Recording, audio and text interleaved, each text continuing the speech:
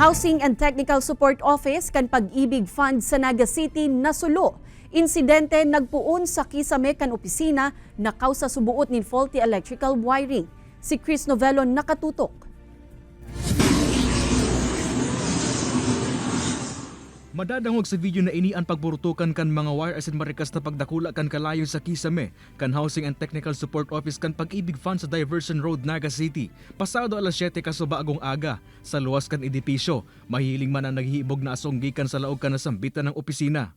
Bigla nag-ano si mga ilaw, nag-on and off. Ninhulita may iba pang establishmento sa lugar, ang grocery store na ini para mentras ko nang di ipinaloogan sa inta mga empleyado asin mga customer. Protocol namin ma'am para maiwasan yung aksidente din po sa mga customer at the same time sa mga empleyado po. Sinara po namin yung store for the meantime. Sa inisyal na investigasyon kan mga otoridad, posibleng faulty electrical wiring sa kisame kan opisina ang pigpunan kan kalayo.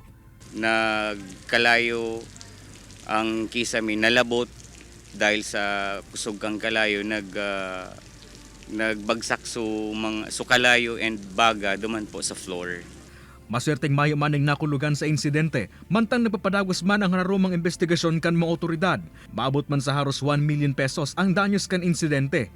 Inasigurar man kan ahensya na dayo maapektaran kan insidente ang sindang operasyon, mantang mayo maning nadanyarang importanteng dokumento kan mga Pag-ibig member.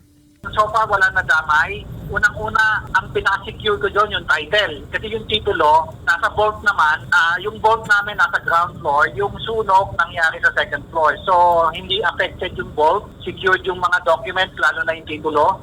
Liwat man na nagpagirumdom ang mga otoridad na siyertong nakatanggal sa saksak ang mga appliances na ginagamit sa arong man opisina, ngal ni malikayan ang mga siring na insidente. Kay banan si Carlo Abunita, Chris Novello, Balitang Bicolandia.